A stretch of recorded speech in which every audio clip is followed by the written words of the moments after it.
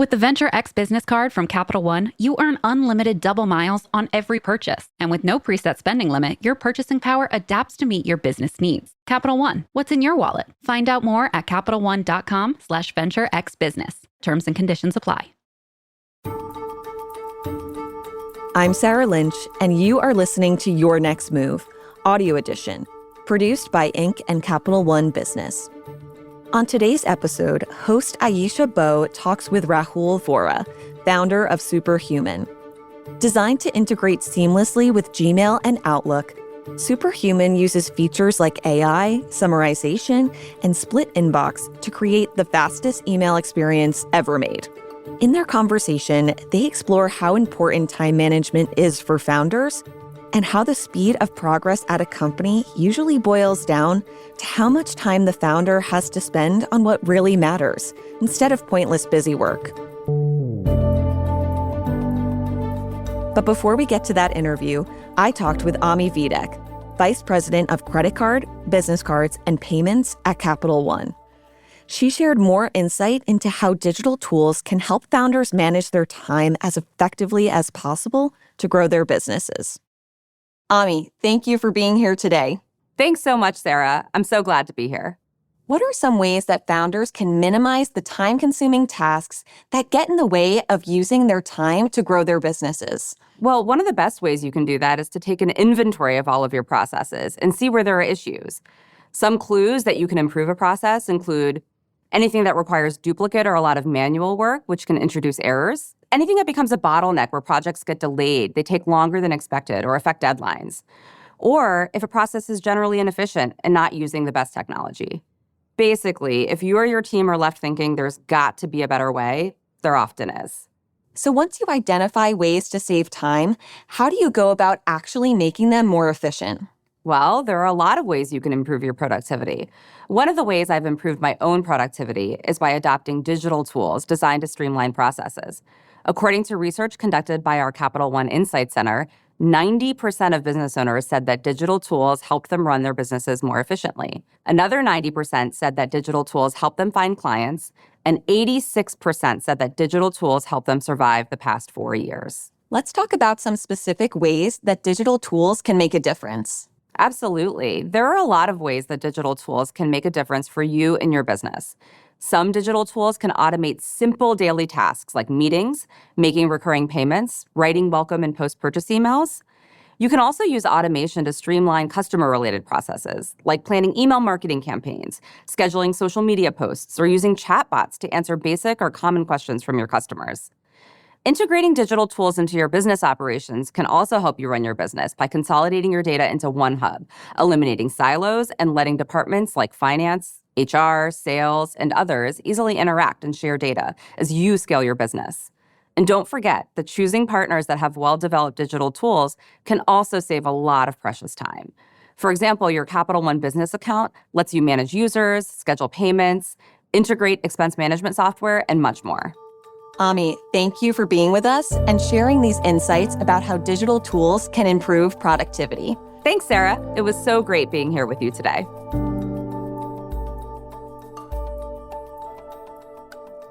I'm so excited to be here with you today at the Superhuman offices. Thank you for being here. I'm really looking forward to learning more about something that I think that founders strive to accomplish, which is optimizing productivity. There's a lot that we can get into. So I want to kind of start at the beginning. Can you tell me a little bit about your company, Superhuman?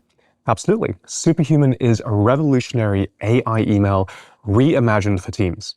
You can get through your inbox twice as fast as before, reply 1 to 2 days sooner, and save 4 hours or more every single week. You can also collaborate way more effectively. So instead of repeatedly forwarding and BCCing and taking screenshots and pasting the screenshots into Slack, you can actually share, comment, and collaborate right from your inbox. Take me back to the beginning. What was the motivation? Why did you decide to start Superhuman? I wanted to solve the biggest possible problem, and email is a way bigger problem than most people even realize. It turns out there are 1 billion professionals in the world, and on average, we spend 3 hours a day reading and writing email. That's 3 billion hours every single day, or north of 1 trillion hours every single year. It's actually really hard to find something that people spend more time on than email. After a bit of searching, I did find something. It turns out we spend more time sleeping than we do on email, but I couldn't figure out how to improve sleep. So email it is. We set out to build a revolutionary email experience. So you can get through your inbox twice as fast as before. So you can respond faster to the things that matter, so you can follow up on time every time, reply with brilliant timing, and like I said, collaborate much more effectively. Ultimately, we want to eliminate email anxiety once and for all. How'd you come up with the idea? Gosh, well, I remember being in Mountain View, we were talking about Mountain View earlier, commuting back to San Francisco. And for those that don't know, that's roughly a 1-hour drive. I had just sold my previous company to LinkedIn. And this was the heyday of Uber and Lyft, and I happened to be in the back of a car instead of driving. And because of this, I was able to finish a product document, send out a bunch of emails, get to inbox 0, sort my calendar, phone my mom, make a reservation for my partner, all on the ride home. I was genuinely a better human being. And I thought to myself, this Uber company, this isn't about getting from A to B. This isn't a transportation company. This is about getting back time. And so when I was looking for my next venture, when I was thinking, what am I going to build next? I started analyzing where people spend their time. Sleep, then email. Since that day, can you share a little bit more about how Superhuman has grown? Well, that was 2014. And like any other company, we started with just one person, me. And it was me for about a year, from the summer of 2014 to the summer of 2015. Around that time, I brought on board 2 co-founders and our founding engineer. By the end of that year, we were perhaps 5 or 6 people, and today we're hovering around 110 people. One of the things that you just said that I resonate with really strongly was a couple years ago, I stopped driving. And all my friends were like, why? Don't you want to drive? Don't you miss the freedom? And I said, no, because I get so much more done when I'm riding than when I'm driving. I wanted that time back in my day. As your company has evolved from you to 100 plus people, how do you determine where you spend your time versus what you delegate other people to do? I think the role of the CEO is, and this is frustratingly general advice, but it is important, is to always do the most important thing, to always be solving the biggest problem. And today what I do is very different to what I did in those early days. In fact, I would say my job seems to change almost every 6 months. Today what I do is spend more than 60 or 70% of my time on the craft of product and design and marketing, and teaching the next generation of product managers, designers, and marketers how to do that at a world-class level here at Superhuman. And then with the rest of the time, I do media work like this, I do partnerships, and of course, internal meetings. How did you arrive at that combination? It seems as though you very concisely settled on, I do this, I do this, I do that. There are so many rules of thumb in business. For example, one rule of thumb that I used to believe in is, let's say, as a Series B funded founder, you should spend 30% of your time on recruiting. But is that really a good idea? What if you're really bad at recruiting? Do you just grind at it in the hope that one day you get good? That can be a lifelong journey and you may never get there. Or should you bring on board somebody who's already excellent at it and can help you recruit today so you can focus on what you're world-class at? I believe in this idea of zone of genius, that we should all, in a startup especially, spend our time working on the things we are genuinely world-class at. Now, it's a luxury we don't always have. Sometimes the things that are most important aren't the things we're world-class at doing. But that's the art of being a founder, is continually building, triaging, and creating leverage so you and everybody else in the company can work on the things that you're world-class at.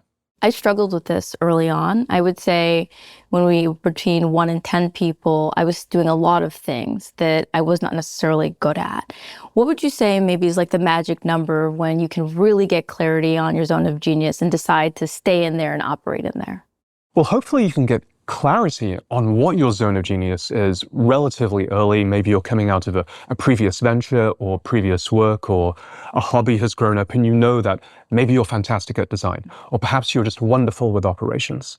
And I would say it can start even as early as those 10 people. For example, it was me for a year. When we brought on those two co-founders, I very specifically chose them in order to reflect what I was good at and what I was not good at. One of the co-founders, classically as a technology company, was a chief technology officer. His name is Conrad. He's one of the best programmers you'll ever meet. Wonderful human being. And whilst I can program, I'm not particularly great at it. I wouldn't say I'm world class. He's genuinely one of the best in the world. Going back to this idea of recruiting, I'm not very good at it. My talents lie elsewhere. But we all know, we've all read that one of the most important things you can do when building a company is to hire a world-class team. So how do you do that? Well, you bring on board someone who has already built a world-class team at their previous company. And I did that. And Vivek, who was this recruiting co-founder and this operations co-founder, helped build the early team at Superhuman. I was going to show you I have 99,281 emails that have not been read in my phone, and maybe a couple hundred phone calls, voicemails. And it wasn't until I started using Superhuman that I realized there's sort of all these ways that I could be actually working this inbox better. For those who may be unfamiliar with Superhuman, can you share a little bit about what makes it so special? There's a tremendous amount. So we can start with the actual email workflow, and then if you're interested, we can talk more about some of our recent developments, both with AI and collaboration. But first, let's just talk about email in general. I think folks everywhere are struggling with this, and even if you don't use Superhuman, these tips can be helpful. So number one, trash your folders, trash your labels.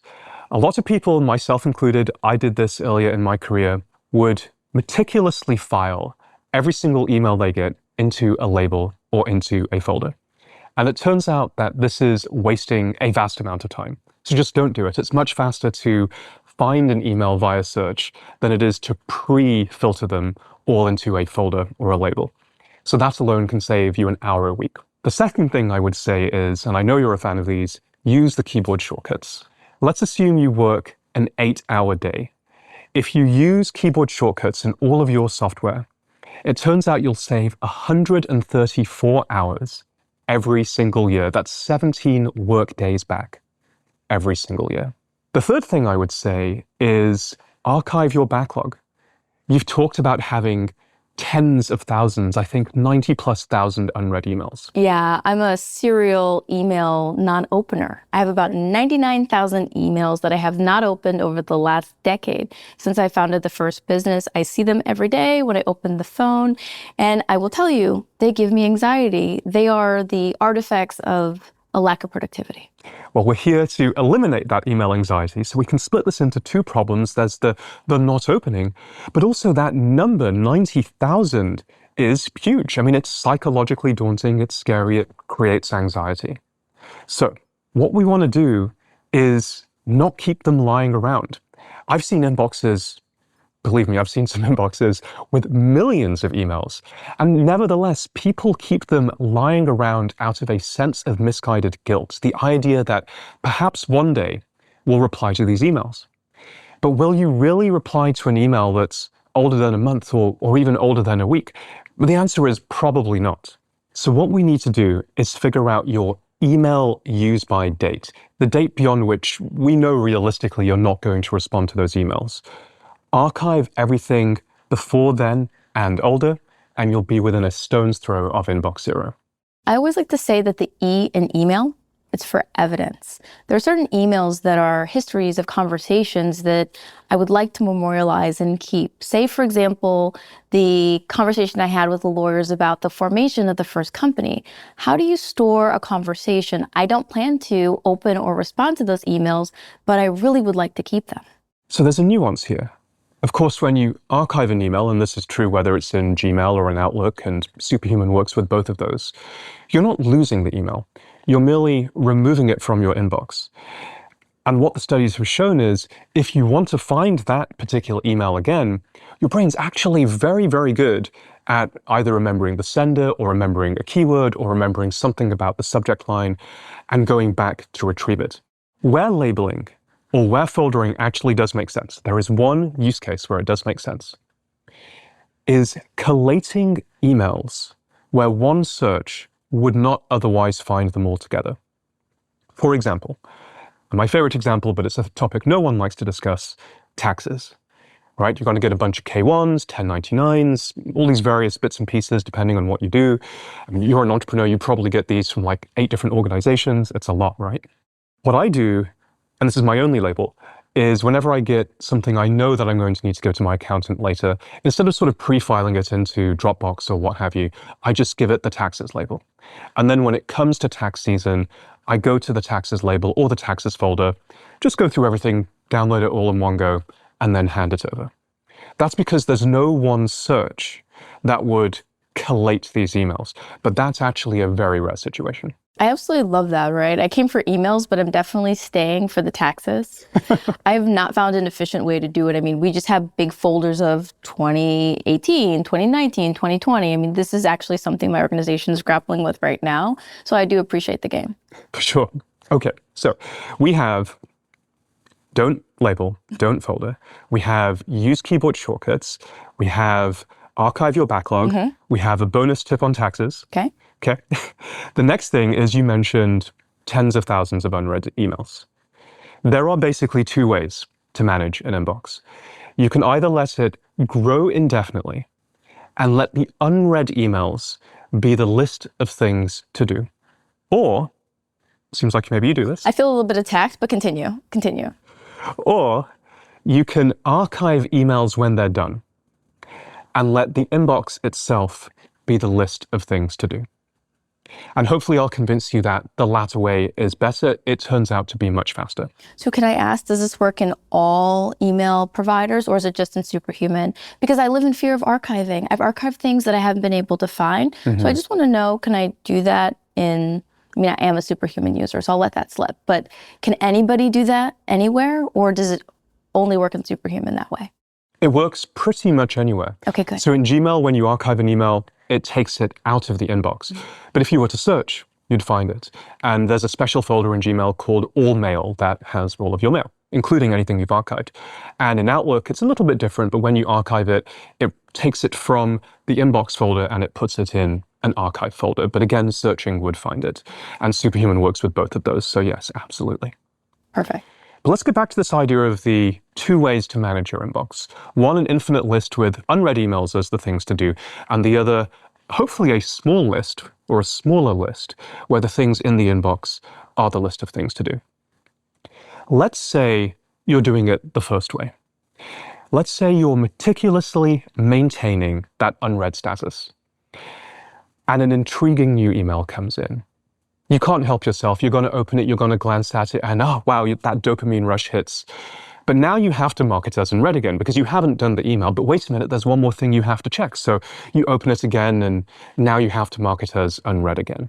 And you're doing other emails, and something new and shiny comes in, and you start to get into this mark unread dance.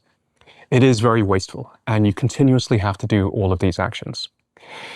If you switch to the other way of doing things, you don't have to continuously mark these emails as unread, because when you open them, you haven't done them, you only archive it when it's actually done. And not only is this faster because you go from doing n+1 actions per email to just 1 action per email, it also means your inbox itself is way less cluttered and way less stressful. So that's these 2 different ways of managing your inbox. But you're a founder, you're busy. The biggest problem we all have is not just email volume, it's email variety. If you look at a typical inbox, whether you're a founder or not, it's going to be all different kinds of emails. Urgent notifications are going to hide behind Google Docs emails. Calendar invites will push critical emails below the fold. You'll have Project A, Project B, and if you merge your emails, as many people do, you might have family matters mixed in with work matters. Now, most productivity consultants would tell you to start at the top, work your way down at the bottom, and there are some rules like if it takes longer than 2 minutes to do, come back to it later, all of that jazz. That misses the biggest problem, which is if you work on recruiting and then you switch to product and then you're doing some media stuff and then you're doing some copy editing or whatever it is that you do, your brain is constantly switching gears. And every time your brain switches gears, it takes 20 to 23 minutes for it to recover. This is known as a context switch. It takes 20 plus minutes to recover and get back to full efficacy. So how do we fix this? We use a feature called Split Inbox, and this is a thing which is only available in Superhuman, which allows you to take an inbox and to split it up into independent streams that you can then process separately. For example, you can get through all of your Google Docs emails, then you can get through all of your calendar emails, and let's say you use Figma to do design. You can do all of your design work, which is a very different headspace to going through all of the emails from your applicant tracking system and seeing who wants to apply to your company. You can then do all of your internal team emails and unblock everybody internally, which is one of the most important things you can do as a founder, before attending to all of the emails from outside your company, which may be overwhelming in volume itself. So let's talk about the split for personal life. We talked about optimizing the productivity inside the organization, but I, like many people out there who are watching, may or may not struggle with the balance between being a founder and actually trying to have a life. So how does this productivity outlook apply to maybe you have to manage the renovation on your home? Maybe you need to make sure that your kid gets picked up. Maybe you actually have to make sure that your groceries get delivered. How do you apply that to life? Well, there's multiple lenses we can take to answer this question. There are, of course, email techniques, and I happen to use a personal split inbox in Superhuman. If I have long-running projects, I haven't taken on a renovation, that would be a lot. But if I would put those renovation emails in that personal split, or maybe I would even create a project-based split for that. But it sounds like you were also asking a much more zoomed out question, which is, email aside, as founders, we're so busy, how do we manage our lives? Exactly. And it's hard. I mean, it's not easy. There are many things that we can do. One of the biggest things I've done as a founder, one of the most impactful practices I've taken on is transcendental meditation. I think as founders, we hear about and we talk about wellness a lot. We know it's important, but it can often be a struggle. For many years, I struggled with this idea of meditation. I had many false starts. I would try it myself, or I would use the apps, but I could never really get a practice to stick. And then I looked at the rest of my founder life, and I realized I had coaches for basically everything else. You want to be a great public speaker, you get a coach. You want to be great at design, find a teacher. You want to be a great weightlifter or a great athlete, you find a coach. I mean, these are no different. If you want to be great at meditation, I thought, why not get a coach?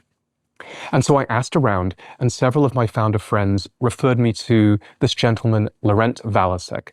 He's the CEO of the Peak Leadership Institute. And this is an organization that teaches transcendental meditation, but with the specific focus of helping executives, CEOs, and founders unlock their leadership potential and their peak performance.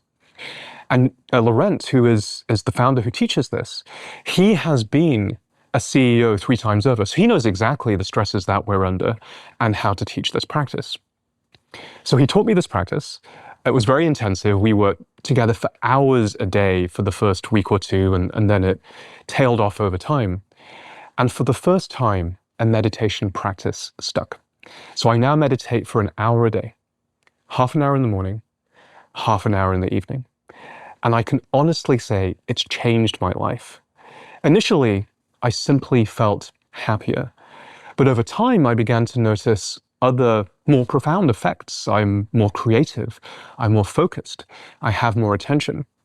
And I was curious, so I started digging into the research around transcendental meditation.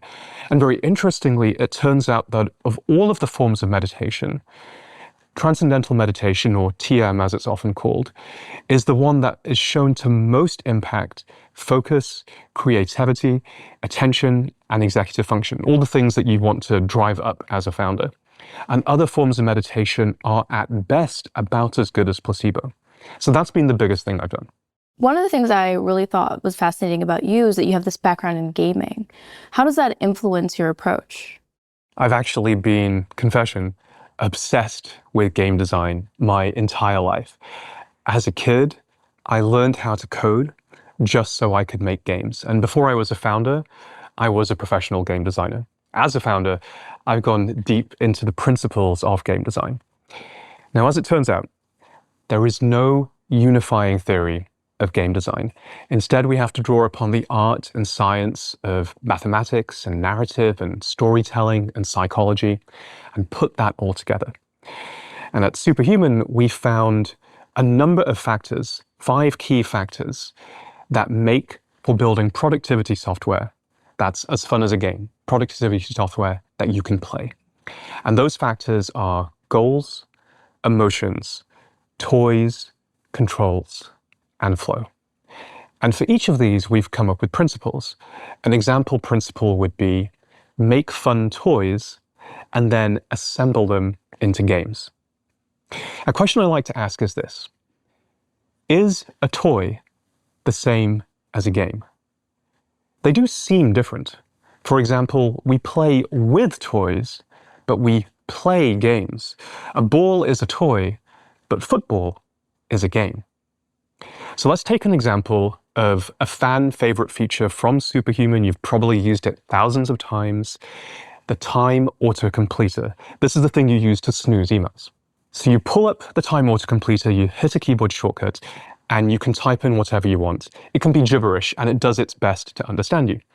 As you know, 2D means 2 days, 3H means 3 hours, 1MO means 1 month. And the time autocompleter is fun because it promotes playful exploration. What does it do? How does it work? When does it break? And I've seen hundreds of people start to learn Superhuman, so I know it's not long that people start trying to break it. They enter 10 10s and they see what happens. Well, that's October the 10th at 10:10 p.m. or a series of 2s, that's February 22nd at 2:22. And it's fun to play with. It gives you pleasant surprises. In fact, it's not long before you realize time zone math just works without you having to think about it.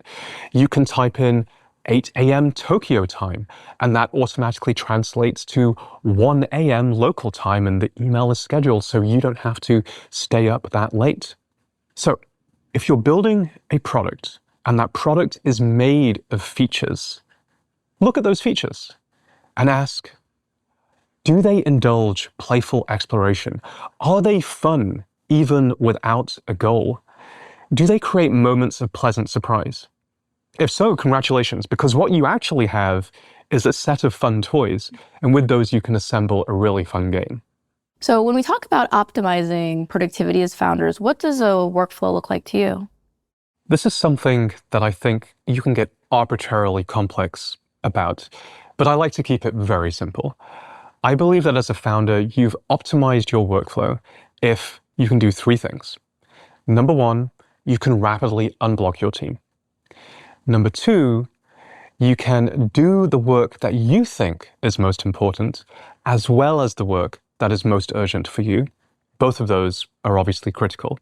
And then number 3, you can rapidly respond to external opportunities. We can't live in a silo, and we are surrounded by amazing opportunities all day long.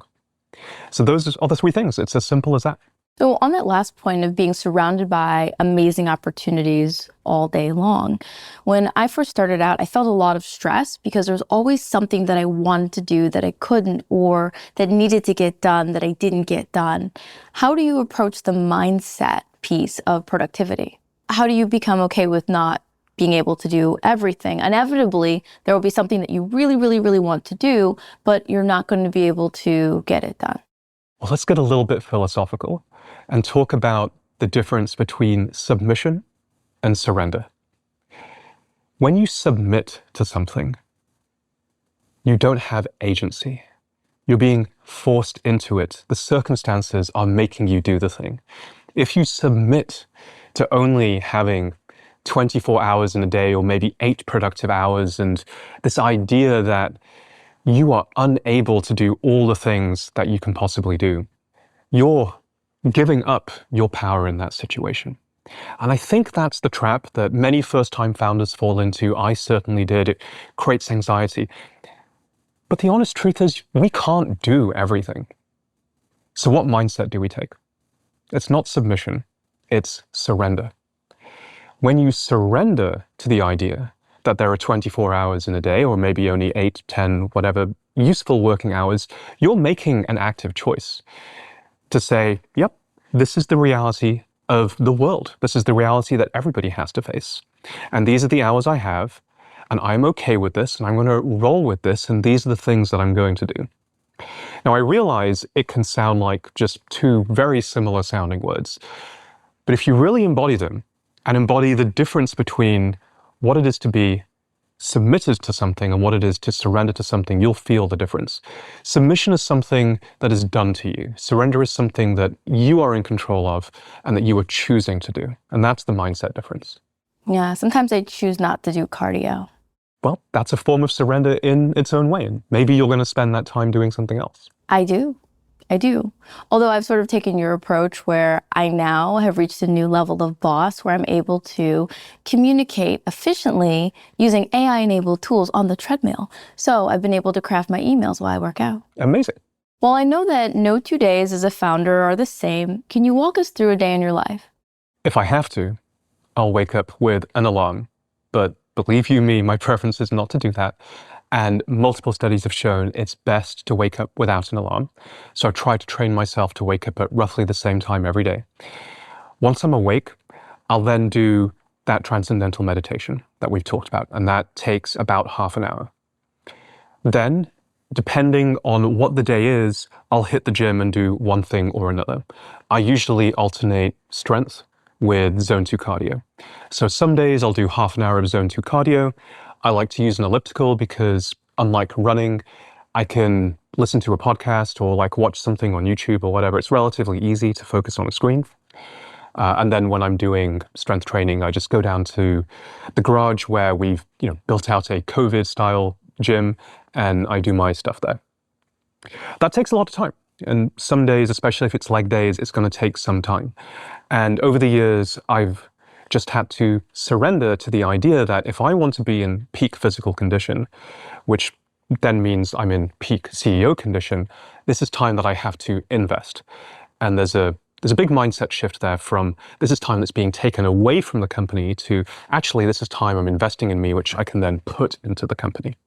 So I then do my morning's worth of work, which is usually product design or marketing, and that will take me straight into lunch. Now, for me, lunch is a very sacred thing, almost.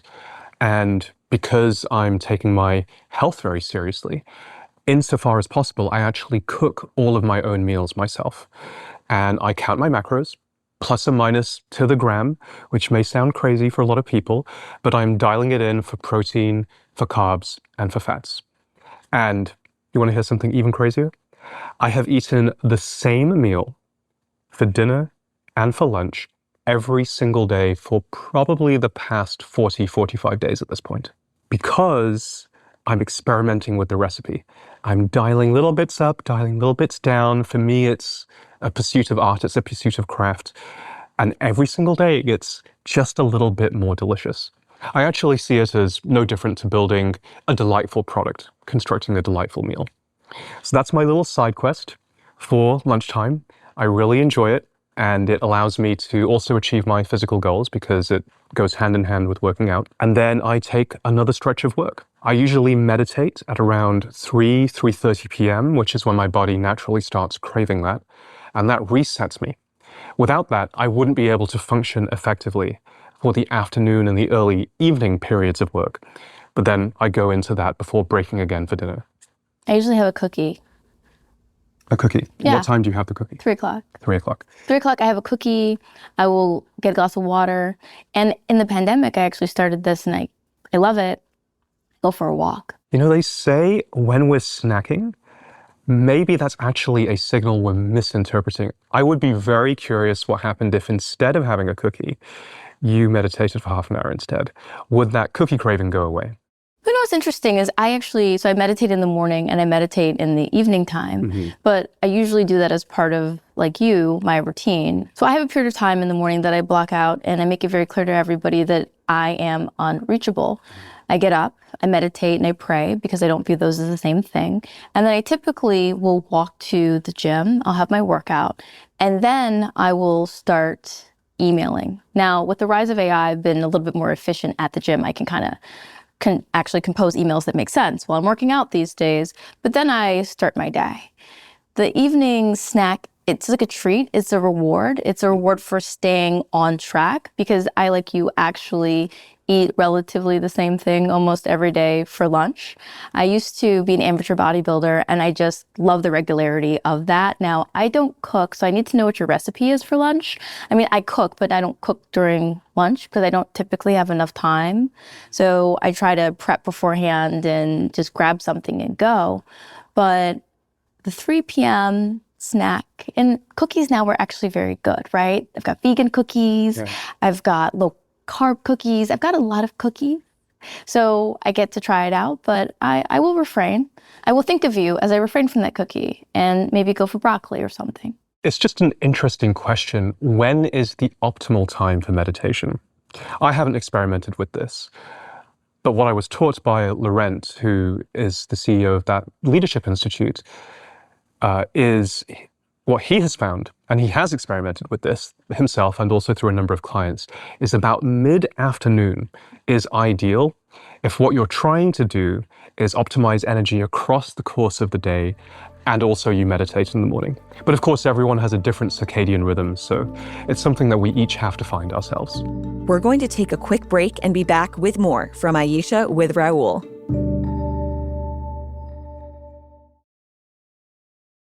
Here's a little tip for growing your business. Get the Venture X business card from Capital One and earn unlimited double miles on every purchase. Plus, the Venture X business card has no preset spending limit, so your purchasing power can adapt to meet your business needs. And when you travel, you'll have access to over 1,300 airport lounges. Just imagine where the Venture X business card from Capital One can take your business. Capital One, what's in your wallet? Terms and conditions apply. Find out more at CapitalOne.com/VentureXBusiness.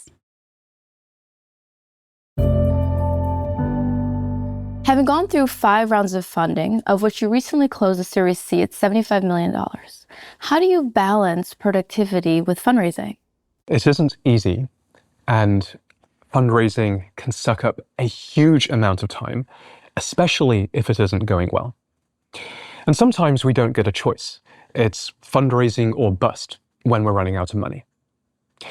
But there are things that we can do to avoid that situation.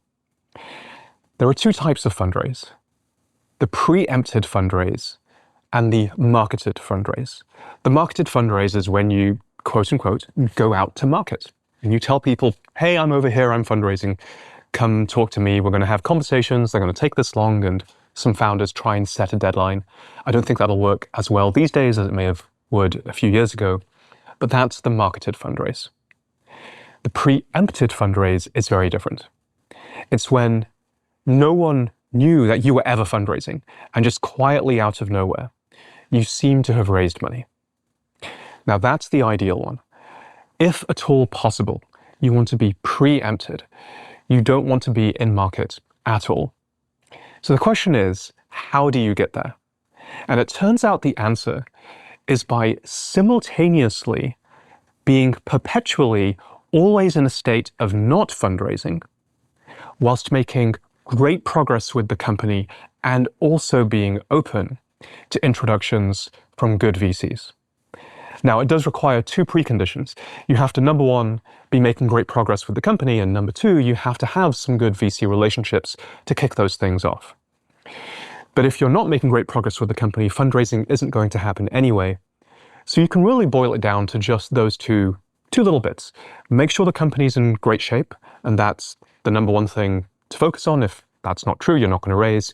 And also have 2, 3, maybe 4 really good VC relationships so you can start the preemption process when you're ready. So as you know, women and minorities receive a small percentage of VC funding. Say you're making great progress, but maybe you don't have those traditional relationships. How then would you approach it? Almost all the best funding rounds, and all of the ones that we've been through at Superhuman, have come through connection and warm introduction. One of the arts, I should say, of being a great founder is meeting other great founders. I mean, it's a true benefit, a true privilege. One of my favorite things to do is hang out with other great founders. And we want to help each other. So I would say, reach out to other founders who've received funding and say, which are the investors you liked working with? Which are the investors you didn't like working with? Which ones caused trouble at companies? I mean, not all investors are great, and some of them, unfortunately, are actively harmful. You want to avoid those. And this is where that founder reference network is invaluable. And there is nothing else quite like it in the world. And we're all part of different communities. For example, my last company I took through Y Combinator. I actually didn't take Superhuman through Y Combinator, but I'm still very much a part of that community. And so when it came to reference checking investors and for asking introductions to investors, that was my first port of call, to speak to all of the Y Combinator partners and many of the other founders and say, well, who's cool these days? Who's not cool? Who should I speak with? And who should we consider for this next round of funding? So I imagine that you see a lot of things. What are some of the biggest productivity issues that you see other founders struggling with? The biggest one is time to respond. And that could be email, but it could also be DMs, it could be text message, it could be to a customer complaining on Twitter. It all boils down to time to respond. It's a litmus test for anything else. Sam Altman actually wrote a program to measure time to respond. And he looked at great founders, those who went on to create billion-dollar companies, and he compared those with bad founders, those whose companies went on to struggle and eventually fail. And what Sam found is that the bad founders, as you might predict, took days to respond to an email. He was measuring this on email, sometimes even weeks. Whereas the great founders, minutes. All the famous founders that you and I could think of off the top of our heads, minutes to respond to emails. Now you might think, well, maybe that's just impressing a potential investor or another very important person.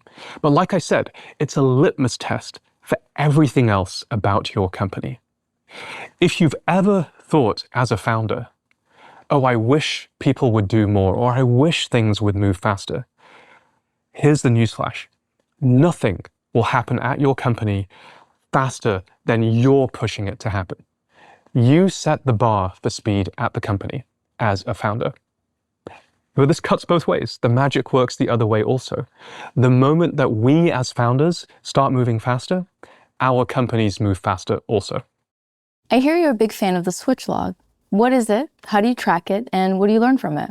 I came to the switch log through the question, do you know how you spend your time? Many people think they do, but do you really know? And a calendar isn't the answer. A calendar records what you thought was going to happen, but it's a poor reflection of reality. Urgent tasks crop up all the time that aren't on the calendar, and many founders have important work that can't go on the calendar for whatever reason. So I came up with the switch log. It's very simple, 3 steps. Number 1, log whenever you start a task. Number 2, log whenever you switch a task. Number 3, log whenever you take a break.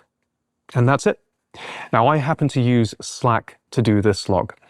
You can do this in a private channel. You can do this with an EA if you happen to work with one.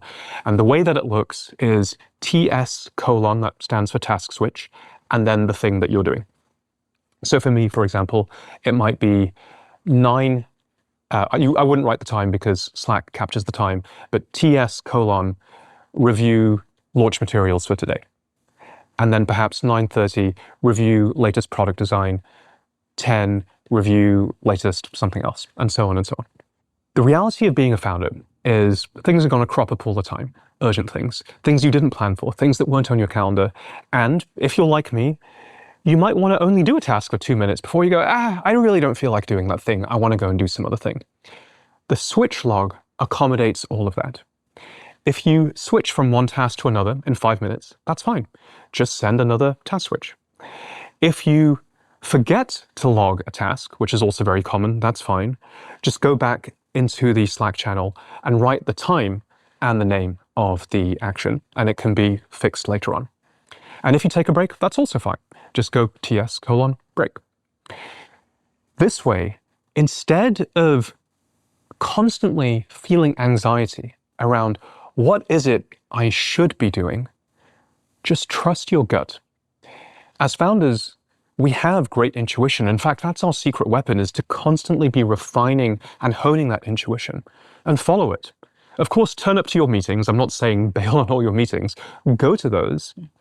But then with the rest of the time, do what you feel is important. Do what you feel is urgent. And write down what happens. Now, at the end of the week, you can do this yourself, or you can have an assistant help if you have one. Categorize all of the task switches into categories, then chart that in a pie chart, and then compare that to your ideal week. You'll now see where your time is going. And you can also make actionable changes. You can say, well, I don't want to spend that much time on this task. I want to spend more time on this task over here. When I did this a few years ago, I saw I was spending more than half of my week on recruiting. And at the time, it was the right thing to do. But I also knew that over time, I wanted to shrink the amount of time I was spending on that and increase the amount of time I was spending on product design and marketing. So you'll remember I mentioned that I now spend 60 to 70% of my time on that. Back in those days, I was spending 7 to 10% of my time on that. So there's this thing that I'm world-class at doing that I was spending less than 10% of my time on. Obviously not ideal for the company. The calendar will record what you thought happened, whereas the switch log will tell you what actually happened, and then you can make changes to suit. How has your approach to productivity evolved over time? You've gone from reportive to superhuman. What's that transition been like?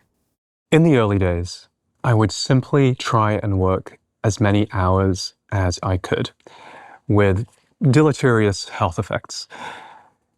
Over time, I've come to realize that working on the right things is so much more important than working as many hours as you can. And I often think back to the sale of my last company, Reportive, as a great example of this. Ultimately, the reason that we were acquired was due to perhaps less than 10% of the overall work that we did in building that product and in building that company. So the trick, of course, is figuring out what the right 10% is, what the most important things to work on are. And that's been the major evolution in how I approach work over time. So it's fewer hours, but I am highly confident that the things I'm working on are so much more effective than they used to be. And to our previous discussion, that frees up time to invest in health, to invest in mental wellness, and in being the best CEO possible. It starts to create this positive recurring cycle. Let's talk meetings. I personally have too many of them. What is your approach to meetings? Well, try and have fewer of them is probably the easiest place to start. We can talk about how. There's something that we uniquely do at Superhuman called the staggered calendar that I think any startup, any founder can benefit from. So if you look at most founders' calendars, it's usually an inefficient mess. One-on-ones will happen randomly throughout the week. Team meetings will happen whenever everybody happens to be free. And there's little, if any, time free for deep, uninterrupted work. So here's what you do. Put your team meeting on a Wednesday. Put all of your one-on-ones the day before on a Tuesday. Ask your direct reports to do their team meetings on that same Tuesday. And they'll then have all of their one-on-ones the day before on a Monday. If your direct reports also have managers as direct reports, you can stagger the whole thing by one more day and so on for as many layers as there are in the company. Doing things in this way has a number of key benefits. Number one, information runs through the company really quickly. For example, a problem might be discussed in one-on-ones, in specific sub-teams on Monday, then in departments on Tuesday, and it will reach you no less than 2 days later on Wednesday. Number two, problems are actually usually solved along the way. Folks will discuss them on Monday. likely come up with a solution on Tuesday. And by the time it reaches you on Wednesday, it's solved. It's like, this is the problem. Exactly.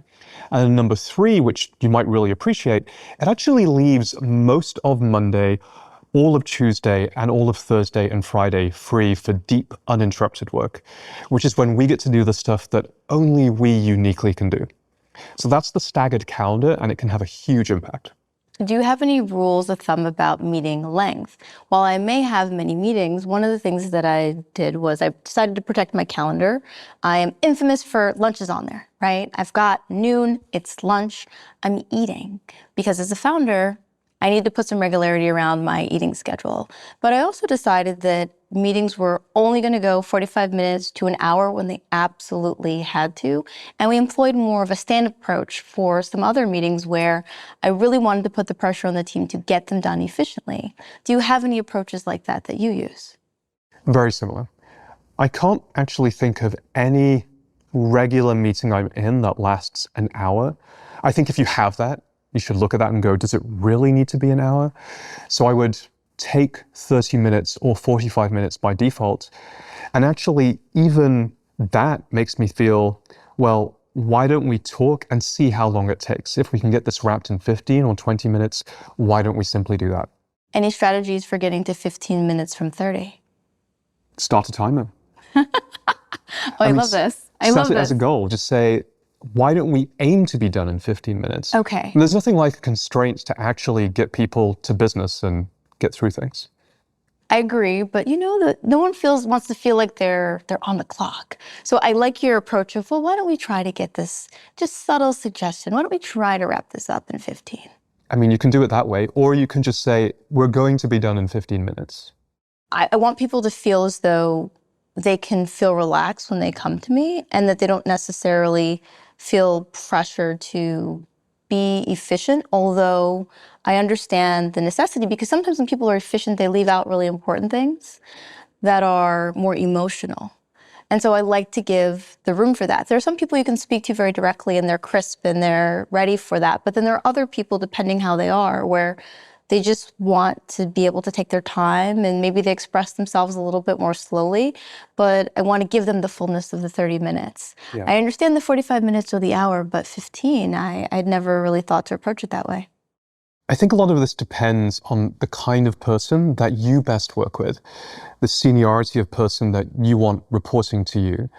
And certainly what I've found is over time, as Superhuman has grown larger, the ability of the people I've worked with in terms of their communication with me to, for example, hit 15 minutes, or to be very crisp, precise, and to the point, or to compartmentalize and say, I want to have a discussion about how I feel about this, but I realize we have to make a decision. So let's have the decision discussion really quickly, and maybe let's circle back to the how is everyone feeling about this conversation. The ability for people to do that, I found, just increases over time. That's really interesting.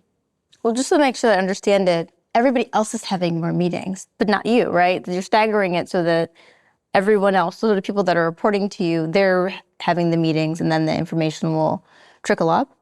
No, there are no more or less meetings with the staggered calendar. It just squeezes them all into 2 or 3 days and puts them in the correct sequence. Right. So that by the time so information moves really fast. Because in most companies, it can take up to a week or 2 to actually get all the way to you, whereas this does it in 2 days. Got it. So you have an approach that combines staggered meetings and focus days. You have the staggered meetings earlier in the week, and then you have the focus days. Tell me a little bit more about the focus days, and are meetings prohibited on these days? One of the biggest challenges with running a startup is making sure that everybody has the ability to do deep, uninterrupted work. This is the kind of work which, again, only we uniquely can do, and it's true for absolutely everybody at the company. So we've come up with this concept, and it's by no means unique, a lot of companies do this, called a focus day or a no meeting day. And the idea is that, yes, there are no meetings on that day. Pick whatever day it is that works best for your company. We've done 3 things that help people do this more effectively. So number 1, it truly is a no meeting day. And that's true for managers and even the most cross-functional people. Number two, we've published some guidelines on how best to use the focus days, the different functions. What might you think of doing when you're not in a meeting? And then number three, in order to reduce the overall meeting load, because otherwise what would happen is you're really just shunting meetings to other days, constantly looking at recurring meetings. You can do this, for example, quarterly or monthly, and by default removing them from the calendar, and they have to earn their way back on. So imagine every quarter you go to your calendar, take off every single recurring meeting, and it has to earn its way back on. How do you measure the productivity of the focus days? That's a really great question. I think we're relatively early in starting focus days again. We did them for a brief period many years ago. We've started them again recently. And I'm not sure that we have a quantitative metric that I would put on the focus days as of yet. But more important than any such kind of metric that we could come up with is, how does it make people feel? How does it make people feel about working on those days compared to other days? One of the things that we do is give ample time for people to give feedback. For example, in our all hands, we have Q&As where people can ask a question of me or any other leader in the company. And we also do anonymous employee surveys. We then take the themes from that, we create an action plan, and we transparently relay that back to the company. So going back to this idea of focus days, the main metric I'd put on it is, how do people feel about it? Do people feel more focused? Do people feel like they're able to do the deep, uninterrupted work that otherwise they wouldn't be able to get done? What's your next move when it comes to maximizing productivity? There's a saying for CEOs and founders, which is, our job changes every 6 months. I would go one further, which is to say, our job should change every 6 months. If it's not, maybe you need to figure out why and try and get onto that next level. So today I'm spending 60-70% of my time on product design and marketing. And this is teaching the craft, which has been hard learned over the last 20-30 years of me doing this, very deeply in each of those three areas. And I've realized over time that for me, that's an intuitive process. I don't necessarily have a checklist or a set of rules or even a sequence of patterns that I follow. I often just look at a design and, for better or for worse, I know. I look at interaction design and I know, or I can talk it through and quickly get to a state of knowing. But when it comes to teaching others, that's not a particularly effective way of being. It can achieve an outcome. It can design a beautiful product that solves a real problem and can create a real business. But in order to get to the next level, I now want to teach other people how to do that. And that does involve translating the state of knowingness into checklists and patterns and rules and sequences. So that's my next move. Rahul, thank you so much for having me here at the Superhuman offices. I have loved our conversation today, from optimizing productivity to your focus on health and wellness, and to how we can all run meetings more efficiently. I know that I'll be taking back one particular insight, which is how I can get my meetings down from 30 minutes to 15. Well, it's been really fun to talk through, and I hope it will be very helpful to many founders. Oh, I know it will. And we're really looking forward to your next move. That's all for this episode of Your Next Move. Our producer is Matt Toder. Editing and sound design by Nick Torres. Executive producer is Josh Christensen. If you haven't already, subscribe to Your Next Move on Apple Podcasts, Spotify, or wherever you listen. Your Next Move is a production of Inc. and Capital One Business.